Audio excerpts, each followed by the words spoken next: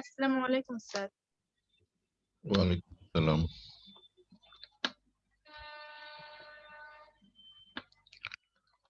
তোমরা অণুর বন্ধন কোণ সম্বন্ধে জানো যে বন্ধন কোণ একটা বিষয় আছে এবং 3 বা ততোধিক পরমাণু বিশিষ্ট অণুতে বন্ধন কোণ থাকে এবং এ পর্যন্ত বন্ধন কোণের মান 160 শুধু 60 থেকে 180 ডিগ্রি পর্যন্ত আমরা পাইছি। হ্যাঁ, অরবিটাল তত্ত্ব দিয়ে বন্ধন কোণের ব্যাখ্যা দেওয়ার জন্য অরবিটাল সংকরণ তত্ত্ব বলে একটা বিষয় আসছে। তো বন্ধন কোণগুলো ব্যাখ্যা দেওয়ার জন্য সংকরণ তত্ত্ব। তো আমরা সংকরণ তত্ত্বটা বিষয়টা কি একটু দেখি। তোমাদের বইয়ে দেয়া আছে অবশ্য। তারপরেও সংকরণ আমরা অরবিটাল অধিক্রমণ দিয়ে বন্ধন হয় সেই বিষয়গুলো আমরা আগে আলোচনা করছি, কি কি ধরনের অধিক্রমণ হয় সেগুলো আলোচনা করছি। তো আমরা যোজনী বন্ধন তত্ত্ব অনুসারে দ্বিপরমাণু অণু বা আয়ন সমূহের বন্ধন গঠন ব্যাখ্যা করা গেলেও 3 বা ততোধিক ইলেকট্রন যুগল সমযোজী বন্ধন বিশিষ্ট অণু বা আয়নের বন্ধন কোণ ব্যাখ্যা করা যায় না। আমাদের যোজনী বন্ধন তত্ত্ব এই হলো সীমাবদ্ধতা।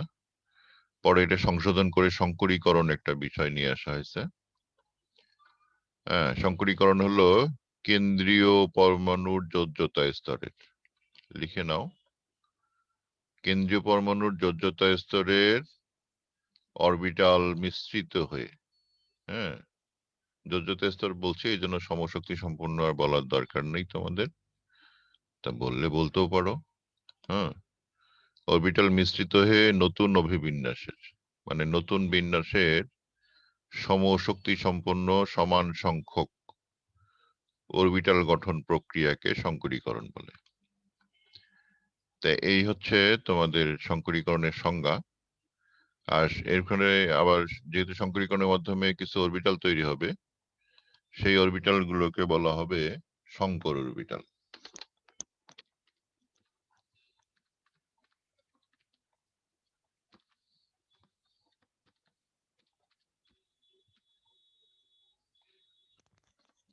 তাহলে এই যে অরবিটাল গুলো তৈরি হবে সেটা যে অণুটা তৈরি হবে সেই অণুটা আণবিক কাঠামোর সাথে মিল রেখে অরবিটাল তৈরি হবে। আমরা দেখি যে পরমাণুর যোজ্যতা n যোজ্যতা স্তরের এই 4টা অরবিটাল n-1d, ns, np ও nd, এই 4টা উপস্তরের অরবিটাল গুলো সংকরীকরণে অংশগ্রহণ করে। তার 4টা উপস্তরে মোট কয়টা অরবিটাল হলো বলতো?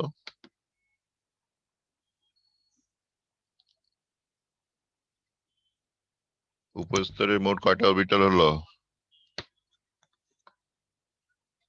মিলি বলো, কয়টা অরবিটাল হলো?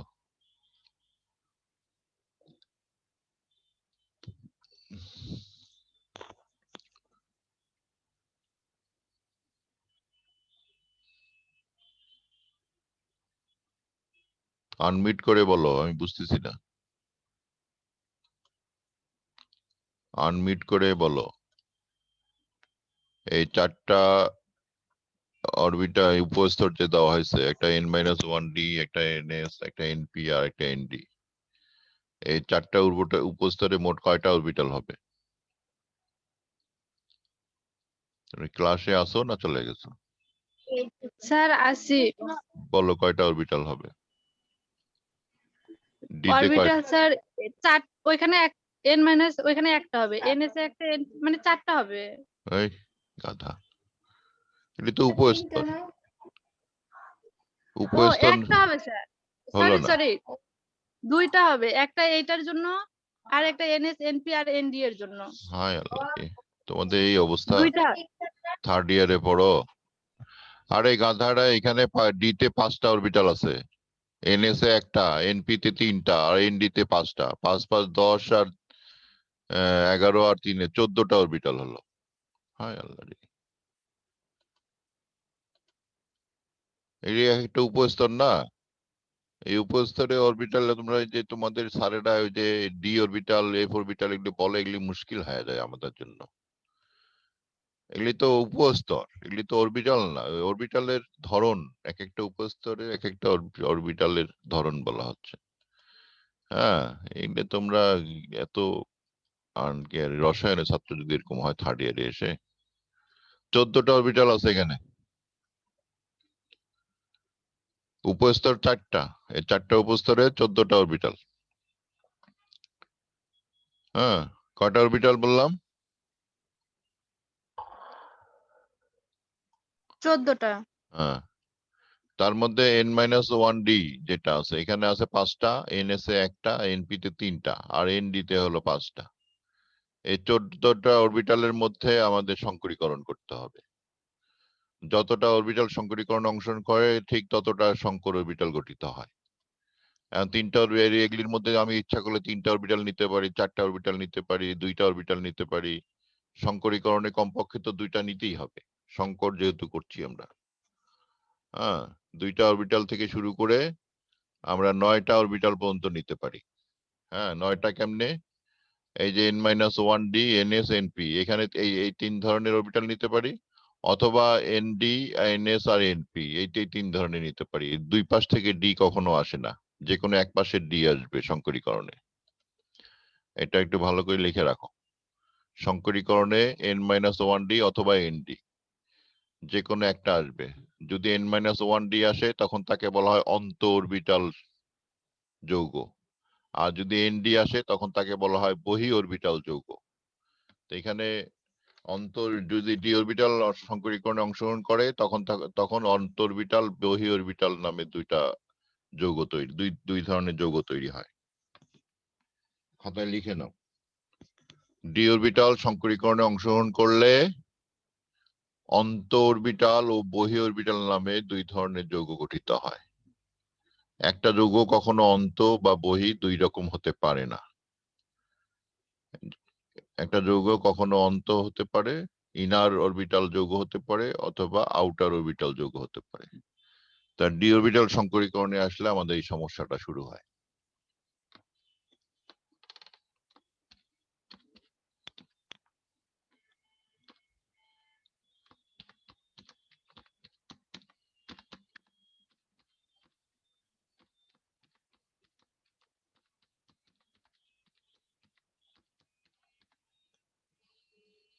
অন্ত অরবিটাল যৌগ আর বহি অরবিটাল যৌগ তোমাদের এখানে ডি অরবিটালের উপরে সংকরীকরণের উপর নির্ভর করে।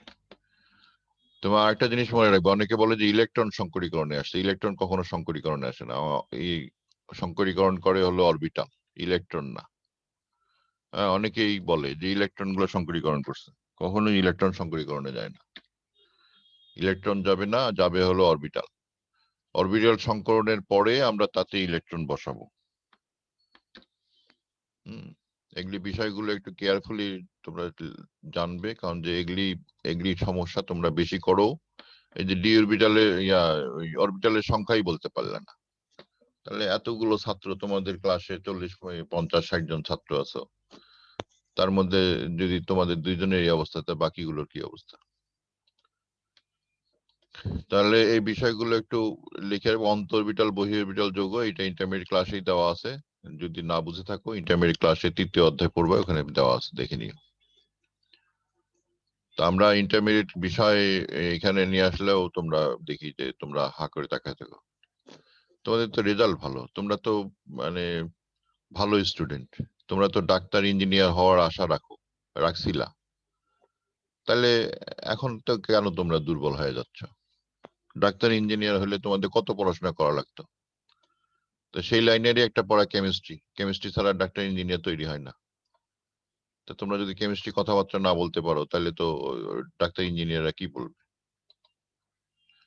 তো সংকর অরবিটালের বৈশিষ্ট্যগুলো আমরা একটু দেখি যে কি কি বৈশিষ্ট্য হয়। তোমাদের বইয়ে যদিও দেওয়া আছে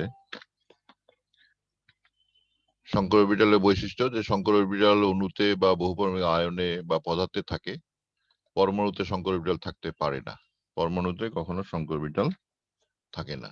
আমরা অণুতে বা আয়নে পাই। সংকর অরবিটাল আছে মানে অণু বা আয়নে আছে। অরবিটাল সংকরীকরণে অংশগ্রহণ করে ইলেকট্রন না হয় অরবিটালেই সংকরিত হয়। সংকর অরবিটাল দ্বারা শুধু সিগমা বন্ধন গঠিত হতে পারে। সংকর অরবিটাল দ্বারা পাই বা ডেল্টা বা ফাই বন্ধন গঠিত হয় না। সংকর অরবিটাল দ্বারা পাই বা ডেল্টা বন্ধন গঠিত হতে পারে না। বিশুদ্ধ অরবিটাল দ্বারা পাই ও ডেল্টা বন্ধন গঠিত হতে পারে না। গঠিত হতে পারে। সংকর অরবিটাল দিয়ে পাই ও ডেল্টা বন্ধন হয় না। অণুর আণবিক গঠনাকৃতি সম্বন্ধে সম্যক ধারণা না থাকলে উহাতে কোন পরমাণু কি সংকরিত অবস্থায় আছে তা জানা যাবে না। তো অণুর আকার জানলে পরে তুমি সংকরীকরণ বলতে পারবে, তাছাড়া বলতে পারবে না। তাহলে সংকরীকরণ যদিও আগে ঘটে, কিন্তু আন্দাজ করে বলতে হয় হ্যাঁ কি সংকরীকরণ আছে। তাহলে সংকরীকরণ এটা অনেকটা ওই মানে পুলিশের তদন্তের মতো। পুলিশ যেমন ওই যে তদন্ত করে খুন হয়ে যাওয়ার পর বা অপরাধ ঘটার পরে তদন্ত করে বের করে যে কি ধরনের কে অপরাধ করছে। এরকম সংকরীকরণটা অণুর আকার দেখে তোমাকে সংকরীকরণ চিন্তা করতে হবে যে কে সংকরীকরণে আসছে। হ্যাঁ, তাহলে তোমাকে আগে ধারণা রাখতে হবে যে কোন সংকরীকরণে কি স্ট্রাকচার হয়, এটা একটু ধারণা রাখতে হবে। তাহলে তুমি যে কি জ্যামিতি হয়, তা আমরা সেই জ্যামিতি গুলো একটু দেখে নিই যে কি জ্যামিতি হতে পারে, কোন সংকরীকরণে কি জ্যামিতি হয়। জ্যামিতি অণুর জ্যামিতি জানলেই তুমি স্ট্রাকচার বলতে পারবে। তা আমাদের বইগুলোতে যেগুলো দেওয়া আছে রৈখিক, ত্রিভুজীয়, চতুস্তলকীয়, বর্গাকার, ত্রিভুজীয়, দ্বিপিরামিড আর অষ্টতলকীয়, এই কয়টা স্ট্রাকচার তোমাদের বইয়ে আছে। এছাড়া আরো তোমরা পাবে। তো রৈখিক যখন হবে তখন ডিপ এসপি সংকরীকরণ বলা হচ্ছে, মানে একটা এস একটা পি। ত্রিভুজীয় হলে sp2, চতুস্তলকীয় হলে sp3, বর্গাকার হলে dsp2 বা sp2d। এই যে ডিটা আসছে মানে এই ডি হলো n-1d যখন dsp2 বলবো, আর sp2d বলা হবে যখন nd যখন আসবে। তা দুইটাই তোমার বর্গাকার হতে পারে। এই বাম দিকেরটা এই dsp2 যেটা, এটা হলো ইনার অরবিটাল বা অন্ত অরবিটাল কঠিন যৌগ, আর ডান দিকেরটা হলো আউটার অরবিটাল বা বহি অরবিটাল যৌগ।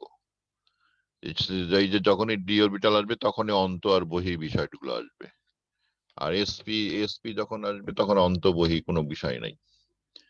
তাহলে অন্ত বহি বিষয়গুলো আসে হলো ডি অরবিটাল যখন সংকরীকরণে আসে। তাই কোন সংকরীকরণে কি স্ট্রাকচার তোমাদের এখানে তালিকাটা তোমরা লিখে নিবা বা তোমাদের বইয়ে আছে, বই বাই করে দাগায় নাও। এছাড়া আরো অনেক সংকরীকরণ আছে, আমার কাছে একটা তালিকা আছে ময়লার বই থেকে নিছি। এই তালিকায় দেখো কি সংকরীকরণ, বহু সংকরীকরণ আছে। এই যেগুলো হলো সংকরীকরণ, দেখো এখানে কয়টা সংকরীকরণ আছে। কোভ্যালেন্সি 2 মানে যোজনী 2 দেখাচ্ছে। এখানে 1 2 3 4 5 এরকম 5টা সংকরীকরণ দিয়ে 2 যোজনী লিনিয়ার বা অ্যাঙ্গুলার হতে পারে। আবার এদিকে দেখো 3 যোজনীর 1 2 3 4 5 6 7, তাহলে 7 5 12, 13 14 15 16 17 18 19 20 21 22 23 24 25 26 27 28 29 30 31 32 33 34 35 36 37 38 39 40 41 42 43 রকমের সংকরীকরণ তালিকা দেওয়া আছে তোমাদের একটা বইয়ে। কত রকমের সংকরীকরণের তালিকা দেওয়া আছে বলো, একজন বলো, আনমিউট করে বলো। 43 রকম। হ্যাঁ, আর তোমাদের বইগুলোতে কয়টা দেওয়া আছে? 1 2 3 4 5 6 7 8 9, 9 রকমের দেওয়া আছে। তাহলে 6 রকমের স্ট্রাকচার তোমাদের বইয়ে দেওয়া আছে। আর আমি যেখানে দেখালাম এটাতে দেওয়া আছে হলো 8 রকমের স্ট্রাকচার। 8 না তো 8, এখানে কয় রকমের স্ট্রাকচার আছে? 1 2 3 4 5 6 7 8 9 10 11 12 13 14 15 16 17 18 19 20 21 22, 22 রকমের স্ট্রাকচার দেওয়া আছে। আরো এক রকমের আছে, আমি আরো 22 আর 9, এখানে 9টা কোভ্যালেন্সি যদি 9 হয়, 9 কোভ্যালেন্সির জনিশও দেওয়া আছে আমাদের হাতে। 9 আবার দুই রকম স্ট্রাকচার হয়। তারপরে 10 নাই, 10 আমি পাই নাই। তারপরে হলো তোমার 9 এর পরে আসতেছে হলো 12। 12টা কোভ্যালেন্স হতে পারে। 12 হইলে 12তে আবার 2 রকমের স্ট্রাকচার আছে। হ্যাঁ, 2 রকমের। তাহলে 22, 23, 24, 25, 26 রকমের স্ট্রাকচার আমাদের রসায়নে পড়াই আমরা। হ্যাঁ, কিন্তু তোমরা তো এগুলি ব্যবহার করবা, তোমাদের বইয়ে আছে, সিলেবাসে আছে, কিন্তু পড়তে তো চাবা না। ব্যবহার তোমাদের আছে, কোনো না কোনো জায়গায় অবশ্যই ব্যবহার করতে হয় সবগুলো, কোনো না কোনোটা। কিন্তু তোমাদের পড়ানো হচ্ছে 6টা। তারপরে আস্তে আস্তে দেখবা যে 6টার পরেও তোমাদের 7টাও পড়ানো হয়, 8টাও পড়ানো হয়। তোমরা নিজের অজান্তেই পড়ে ফেলো, কিন্তু এইভাবে তালিকা করে তখন কখনোই তোমাদের বলা হয়নি, এই আর কি। তাহলে 26 রকমের স্ট্রাকচার আমরা পড়াই থাকি। এই 26 রকমের স্ট্রাকচার, 43 রকমের সংকরীকরণ এখানে বলা হয়েছে, আরো কয়েক রকমের সংকরীকরণ আসবে আশা করছি। তাহলে তোমরা ওখানে আরো পাবে। তা সেই বিষয়গুলো তোমরা তো হাইলাইটেড না, মানে নিজেরা অতটা কেয়ারফুল না। এই যে নিজেরা যে একটা বই পড়ো, একাধিক বই পড়লে মোটামুটি একটা ধারণা আসে, সেই বইগুলো তোমরা মানে পড়তে চাও না আর কি, এই সমস্যা। কিন্তু না পড়লে তো আগায় যাবা কি করে? হ্যাঁ, তোমাদের অবশ্য একটা সমস্যা আছে যে তোমরা চিন্তা করো যে আমি পাশ করে তো ব্যাংকে চাকরি করব, তখন তো কেমিস্ট্রি কোনো কাজেই লাগবে না। যারা কেমিস্ট্রি থেকে লাইনচ্যুত হতে চায় তাদের জন্য এই পড়া ঠিক আছে, খালি পাশ করলেই হলো, সার্টিফিকেটটা পাইলে হলো। আর যারা কেমিস্ট্রির সাথে লেগে থাকতে চায় তাদের জন্য পড়তে হবে। ওই যে আমার কিছু ছাত্র কেমিস্ট্রির সাথে লেগে আছে, ওরা এখন সমস্যায় পড়ছে, ওরা এখন ওই যে খোঁজ করে, স্যার এটা কিভাবে হবে, ওটা কিভাবে হবে। হ্যাঁ, এই হলো সমস্যা। তাহলে আমরা মোটামুটি একটা ধারণা পেলাম যে সংকরীকরণ বিষয়টা। এখন সংকরীকরণটা প্রদর্শন করে কি করে? হ্যাঁ, এটা একটা তোমাদের প্রদর্শন করতে হবে। আর অনেক স্ট্রাকচার তোমাদের বইয়ে দেওয়া আছে, যেগুলি তোমাদের দেখতে হবে। তাহলে সংকরীকরণের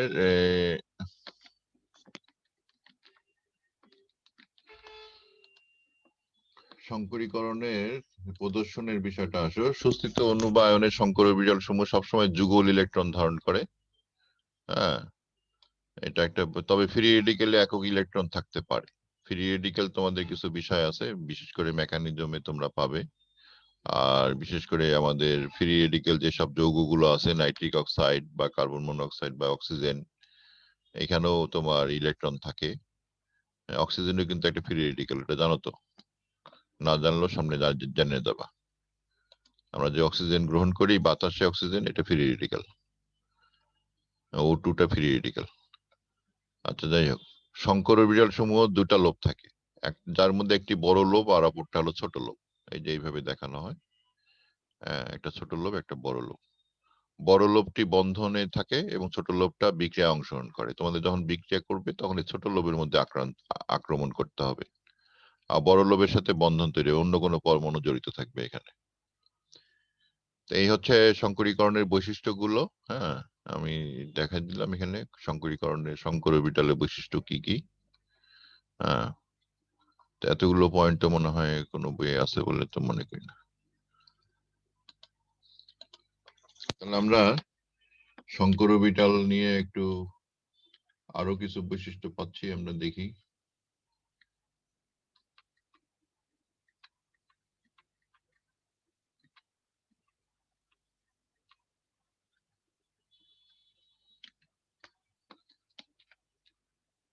আমি একটু আগেই বলতেছি যে সংকরীকরণ বিষয়টা সম্পূর্ণ স্ট্রাকচার নির্ভর।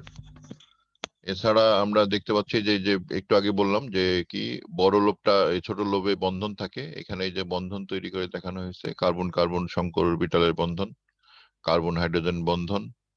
হ্যাঁ, আবার এরকম কার্বন কার্বন বন্ধন, এই ছোট লোবটা দুই পাশে আছে, কার্বন হাইড্রোজেন বন্ধন। হ্যাঁ, এখানে ওভারল্যাপিং হচ্ছে, ওভারল্যাপিং দিয়ে বন্ধন তৈরি হয়, যোজনী বন্ধন তত্ত্বের এটা মূল কথা। হ্যাঁ, যে দুটো পরমাণুর যোজ্যত স্তরের অরবিটাল অধিক্রমণ করে বন্ধন তৈরি হয়। হ্যাঁ, সো অধিক্রমণ বিষয়টা তোমার থাকতে হবে। এখন সেই অধিক্রমণে অংশগ্রহণকারী অরবিটাল গুলো কি ধরনের, সেটা সম্বন্ধে যোজনী বন্ধন তত্ত্ব কিছুই বলেনি।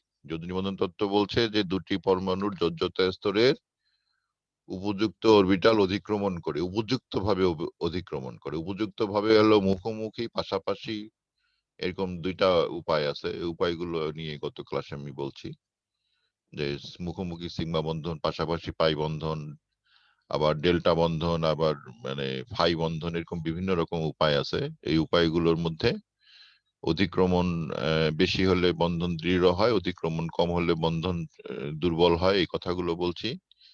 অতিক্রমণ বেশি হলে বন্ধন দৃঢ় হয়, তো মনে করো যদি পাই বন্ধন তৈরি হয় তাহলে সীমা বন্ধন হওয়ার পরে পাই বন্ধন হবে। তাহলে অতিক্রমণ বেশি হলো না কম হলো? পাই বন্ধন তৈরি হলে সিগমা বন্ধন দেন পাই বন্ধন, তাহলে অতিক্রমণ বেশি হলো না কম হলো?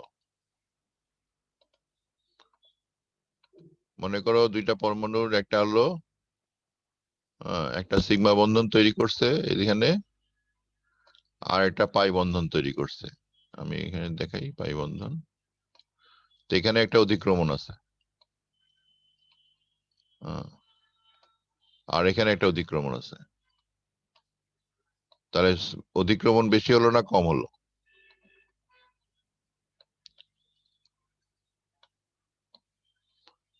আর এখানে শুধু সিগমা বন্ধন আছে, কোনো পাই বন্ধন নাই। কারণ বলো কোনটাতে অতিক্রমণ বেশি আছে?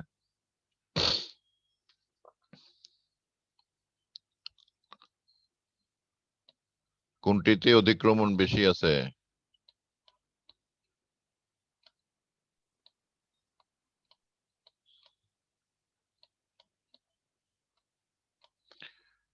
এখানে সীমা বন্ধন আছে, এখানে পাই বন্ধন আছে।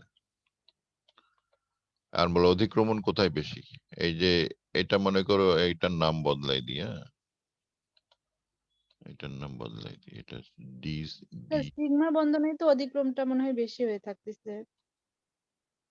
এই ডান দিকে যে সীমা বন্ধন, জি স্যার, ডান। এখানে ডি আর এখানে মনে করো সি আছে। ডিসি এর মধ্যে বন্ধন বেশি দৃঢ় না এবি এর মধ্যে বন্ধন বেশি দৃঢ় হবে বলো? এবি এর মধ্যে তোমার বন্ধন হলো একটা সিগমা অতিক্রমণ আছে প্লাস পাই অতিক্রমণ আছে, আর ডিসি এর মধ্যে বন্ধনে শুধুমাত্র সিগমা অতিক্রমণ আছে। তো কোন কোন বন্ধন দৃঢ়?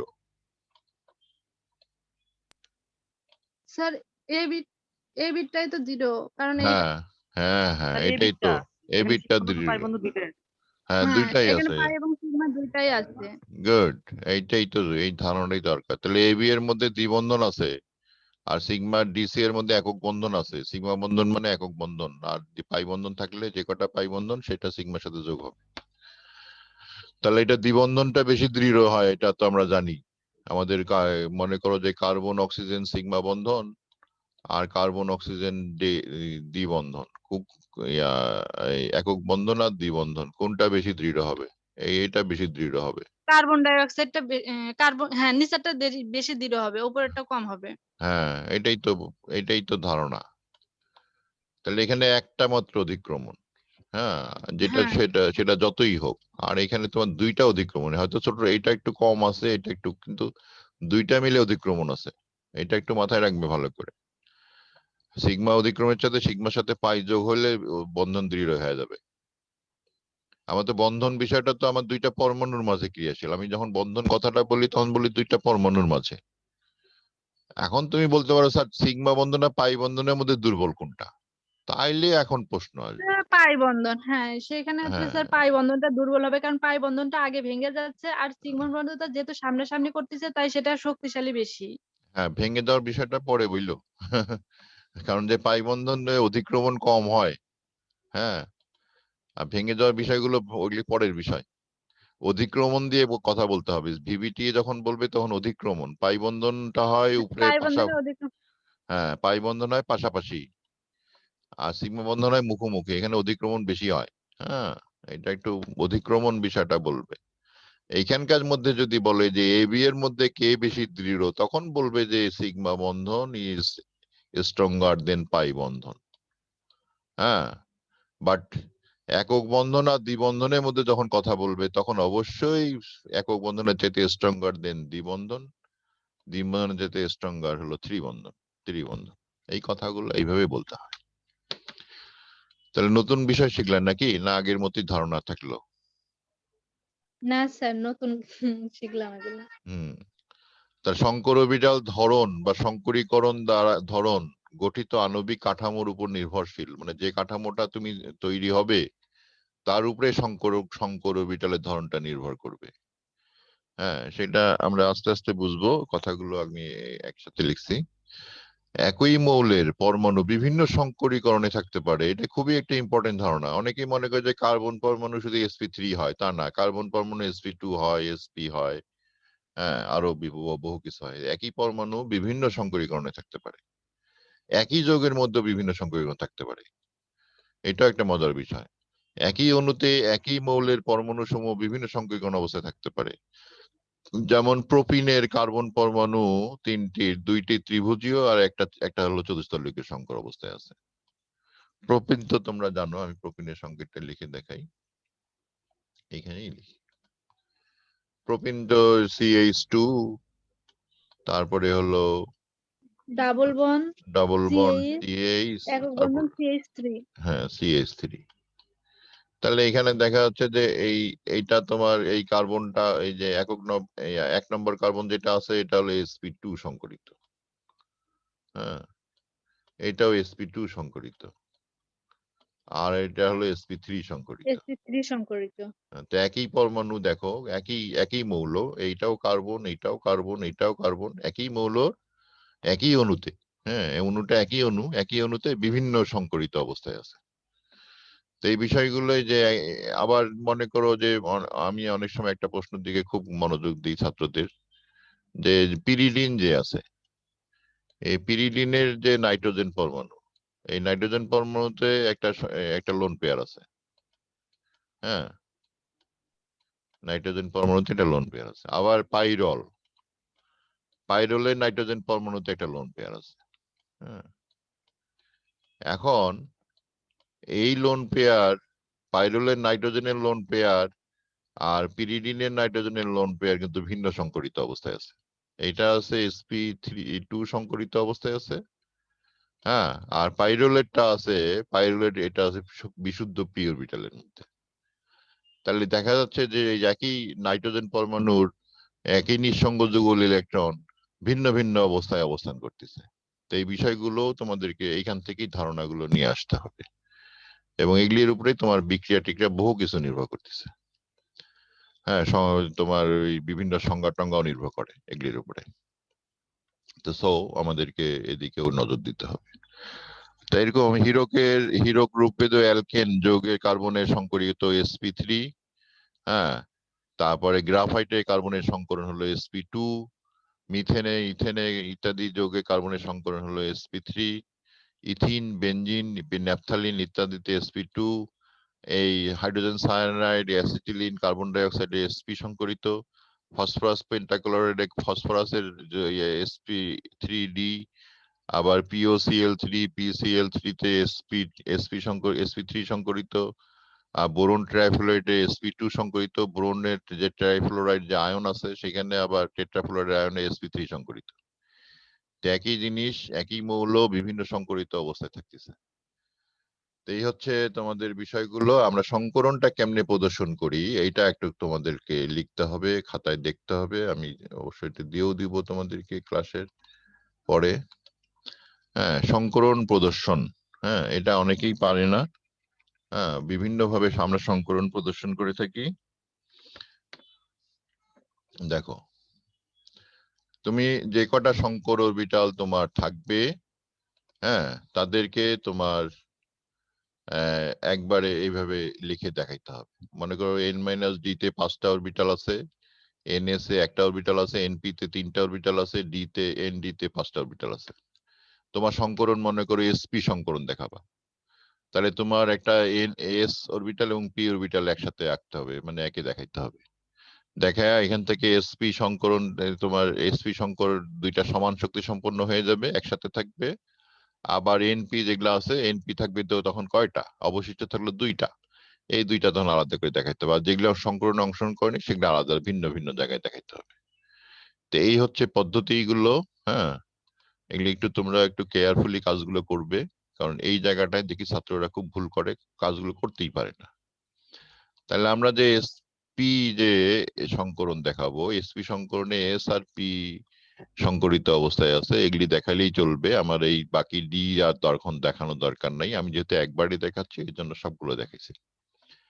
তাহলে এটা হলো এসপি সংকরণ অবস্থার ছবি। হ্যাঁ, তারপরে তোমার এসপি2 সংকরণ অবস্থার ছবি। এটা হলো এসপি2 সংকরণ, এর নিচে নেমে গেছে কেন সব।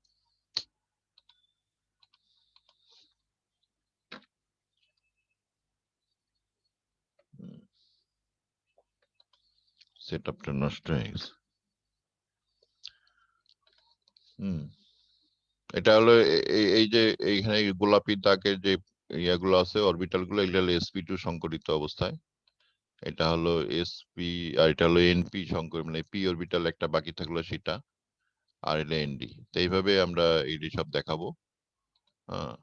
দেখানোর সিস্টেম গুলো আমি সবগুলো একবারই দেখাইছি এখানে, যে কতগুলো সংকরণ অবস্থা হয়।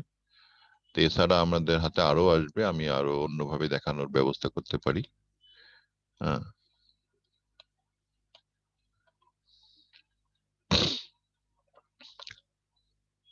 যেমন তোমাদের sp3 সংকরণ অবস্থা কিভাবে দেখাইতে হয় একটু দেখো।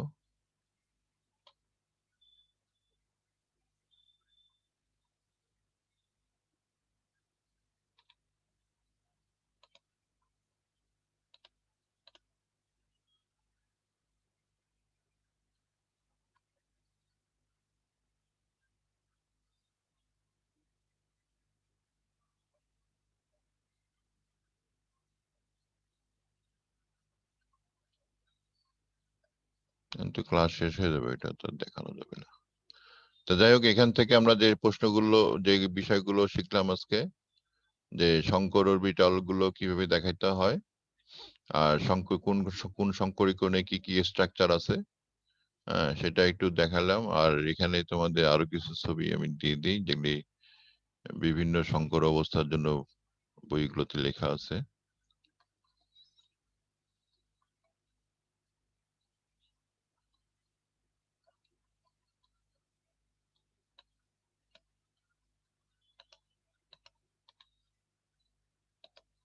যেমন তোমাদের এই যে স্ট্রাকচার গুলো কোথায় দেখাই, এখানে। এটা হলো স্কোয়ার প্ল্যানার স্ট্রাকচার, মানে 90 ডিগ্রি করে কোণ তৈরি করছে। এই পাশে যেগুলা আছে এগুলি আসলে এই বন্ধন না, বন্ধন হলো এই যে কেন্দ্রীয় পরমাণুর সাথে বাকিগুলো। আমি যেটা করে থাকি, যেগুলি বন্ধন নয় সেগুলিকে আমি ওই ডট ডট দিয়ে দেখাই, আর যেটা বন্ধন সেগুলিকে সলিড রেখা দিয়ে দেখাই। তো এটা যেটা, যে বই থেকে আমি এটা নিয়েছি সেই বই অবশ্যই এইভাবেই দেখাইছে, আগেকার বই তো। তারপরে এটা টেট্রাহেড্রাল স্ট্রাকচার দেখাচ্ছে। এটা টেট্রাহেড্রালকে আমি আমি নিজে অবশ্য অন্যভাবে দেখাই। তোমরা একটু দেখাও।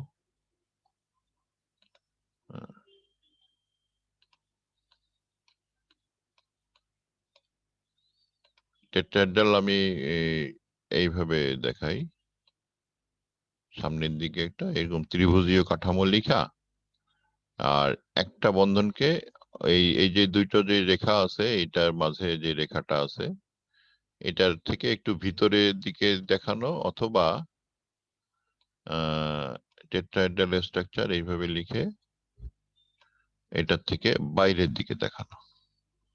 এই যে এদের যে সংযোজক রেখাটা আছে, সংযোজক রেখার বাইরের দিকে দেখানো, এবং একটু ডান দিকে বা বাঁ দিকে, নট বরাবর। অনেকেই করে কি এরকম বরাবর লিখে দেয়, হ্যাঁ, আমার এটা ভুল হয়। অনেকেই করে কি এইভাবে লিখে, এইভাবে লিখে এই বিষয়গুলো তাদের ধারণায় নাই বলে এরকম করে লেখে। তো এটা ঠিক না, এইভাবে লেখা যাবে না। তোমরা এইভাবে লিখবে, হয় ডান দিকে না হয় বাঁ দিকে।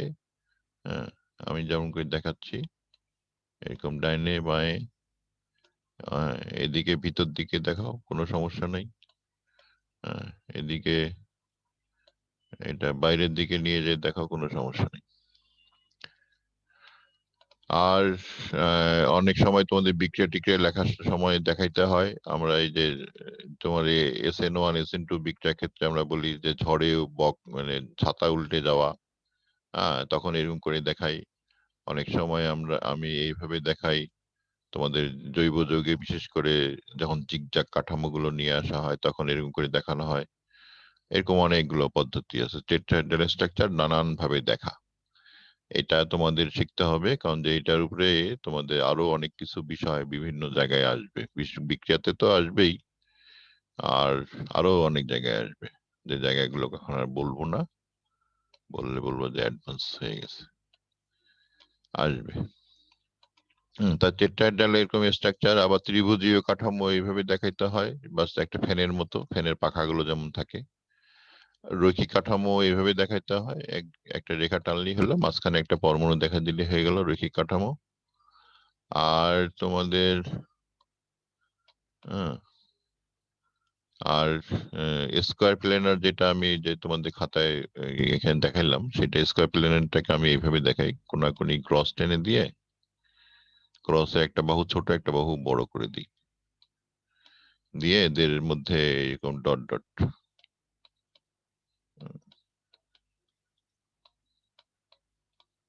এইভাবে আমি ছবি আঁকি।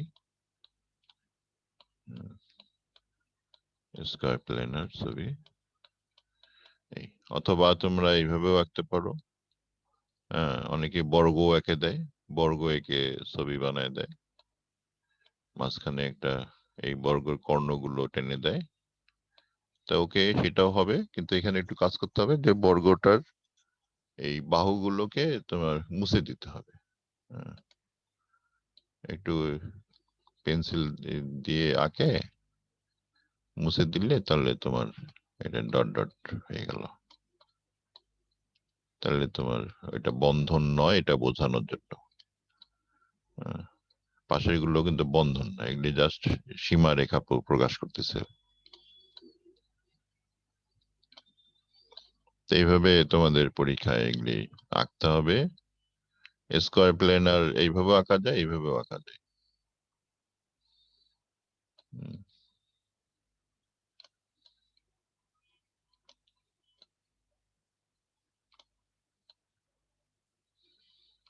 এটা একটা সফটওয়্যার, এটার নাম হলো এক্সপ্লেইন এভরিহায়ার হোয়াইট বোর্ড। এটা অনলাইন বেস কাজ করা যায়, হ্যাঁ, ব্রাউজারের মধ্যে বেশ ভালো। আমি এটা ইউজ করি, ওই জন্য আর হোয়াইট বোর্ড টোড কিনতে হয়নি, সরাসরি মাউস দিয়েই কাজ করা যায়। তো এটা স্কোয়ার প্লেনার ছবি আমরা বানাইলাম। এরপরে তোমার এবং বোর্ডটা ইচ্ছা করলে অনেক বড় করে ফেলা যায়। তারপরে তোমার হলো ত্রিভুজীয় দ্বিপিরামিড একটা ছবি তোমাদের আছে। ত্রিভুজীয় দ্বিপিরামিড বানাইতে গেলে এইভাবে একটা তোমাদেরকে রেখাটা টি বানাইতে হবে।